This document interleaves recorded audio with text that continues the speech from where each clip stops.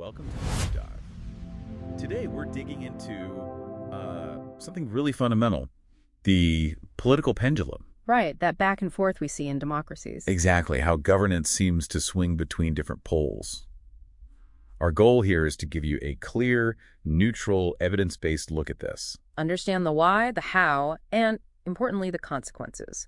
We're drawing on quite a range, old philosophy, modern, plagiarists, history. Okay, so let's start with the metaphor itself, the political pendulum. It's more than just a catchy phrase, right? Oh, definitely. It reflects that real division you see, between party supporters. And you can actually measure it. Measure it how? As electoral swing. It's a quantitative thing.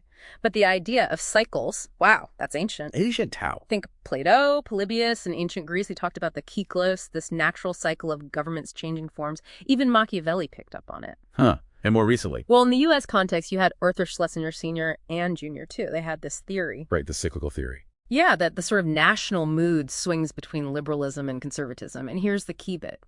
Each phase is self-limiting. Meaning? Meaning it creates the conditions for its own end. Like maybe people get tired after a big push for reform. They want a period of rest, leaning conservative. Exactly. Or maybe a long conservative phase lets problems pile up. Creating demand for more active liberal solutions. It kind of feeds itself. Precisely. The push in one direction almost guarantees a pushback later. Okay, so what really drives these swings? Is it just people getting tired? It's a mix of things. Public emotion is huge. Anger, fear, they get people voting. Makes sense. Then there's the thermostatic model.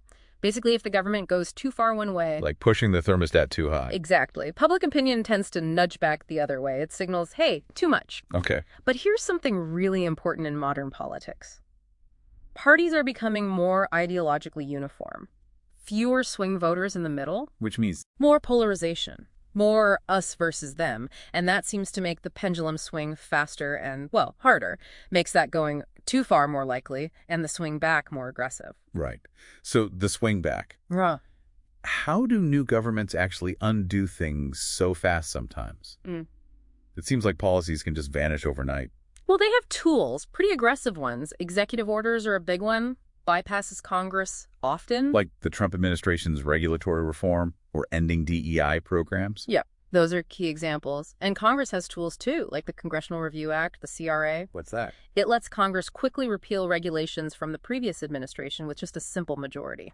Fast track reversal. Wow. But using these aggressive tools, is there a risk? Huge risk. It's the risk of overcorrecting. The swing back itself goes too far, setting up the next big swing. So it becomes this destabilizing cycle. What are the real-world impacts you see from these extreme swings? Well, the consequences are, frankly, profound. Think legislative gridlock, long periods where nothing happens. Punctuated by these sudden, dramatic shifts when one side gets power. Exactly. That erodes public trust, makes people cynical, and it creates economic instability. Businesses hate that kind of unpredictability.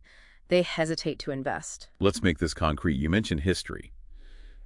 Is there a powerful example? Oh, absolutely. Look at Reconstruction after the U.S. Civil War. Okay.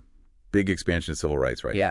The 13th, 14th, 15th Amendments. A massive, aggressive expansion. But it was met with an equally powerful backswing. Fueled by? Concerns about federal power, about perceived overreach. And by the early 1900s, the Supreme Court had undone many of those gains. Civil rights eroded significantly. Until the 1960s movement pushed the pendulum back again. Right. It shows how subjective going too far is and how the counterswing can be really severe, even violent sometimes, pulling back rights that were granted. So this feels kind of inevitable then. Is there anything we can do to maybe dampen the swings, foster more stability? It's tough. Yeah. But yeah, mitigating the extremes. It comes down to things like civility, respecting democratic norms, rule of law, accountability. And tackling polarization itself. Definitely. Things like nonpartisan redistricting might help. Ultimately, it requires compromise, focusing on the long term, not just winning the next cycle.